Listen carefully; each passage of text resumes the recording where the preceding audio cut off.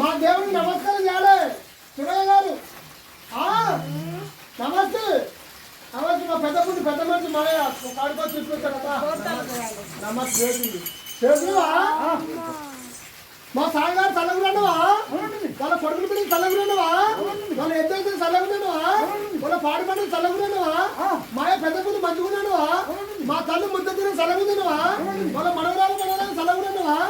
మనకి ఏ నేర్చుకుంటే మనకు సంతోషంగా ఏ చేయకుంటే ఇచ్చేది 716 ఇంకా ధర్మచాయి ఆ చేతుకుంటూ ఇస్తుంటే మా సాయి గారికి ఏమైంది, మా పెద్దపుడి యాదయ్య గారికి ఏమైంది, మా తల్లి ఎల్లమ్మ గారికి ఏమైంది, వాళ్ళ పాడి పంటల మీద వాళ్ళ ఎద్దు మీద వేస్తాడు మొండి మొండి కాలు మట్టి మట్టి మట్టి చూపిస్తున్నాండి. ఒక్కసారి మళ్ళొకసారి నమస్కారం చేయాలి, నమస్కారం చేయాలి. ఎందుకంటే సంక్రాంతి పండుగ ఎల్లకాలం వచ్చి అడిగేది కాదు ఇది. సంక్రాంతి పండుగ కేంద్రపడ్డ ముందుకు రావాలి. దాని బుద్ధులు దాని ఆటలు దాని పాటలు చూడండి. మరి సాయి గారు మీ దగ్గర నేను 500 600 తీసుకపోతే నాకు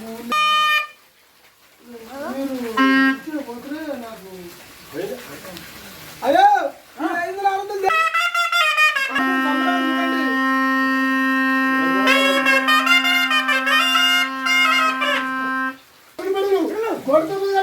వాళ్ళ ఎదురు చల్లగా ఉంది, వాళ్ళ పాటి పండు చల్లగా ఉంది, మా ఎల్లమ్మ ముద్ద చల్లగా ఉంది, మా యాదయ్య గారి ముద్ద చల్లగా ఉంది, మా తల్లి కాలుకున్న కట్టుబడి చల్లగా ఉంది, మన చేతుకున్న కాలు చల్లగా ఉంది.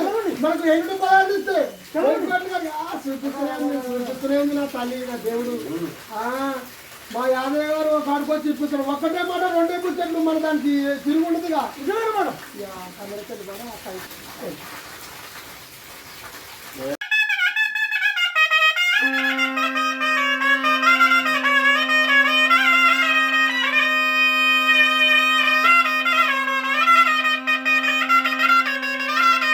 అమ్మగా భయపడుతుంది. ఎవరు భయపడరు, నీ ఎద్దే భయపడుతుంది. ముందుకు రాడు పెద్ద సంక్రాంతి.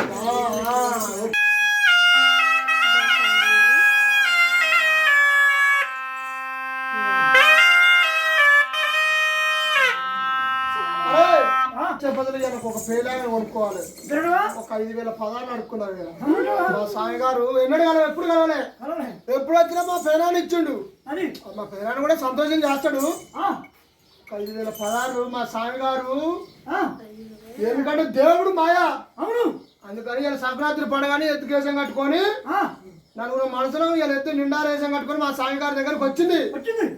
మా స్వామి గారు ఇచ్చే ప్రజలకు పేలాగా గుంటది గింతలాగా కొనుక్కొని సాదుకుందాం మా స్వామి. ఇవాళ కొద్దిగా ఇలా సంక్రాంతి కాబట్టి అందరూ ఇటు పోయి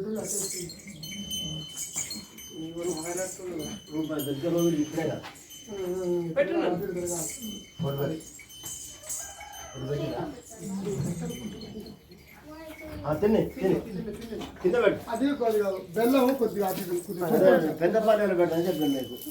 నూరు పడుతుంది ఇట్లా పెట్టాలి. ఇట్లా పెద్దదంటే చెప్పాలి.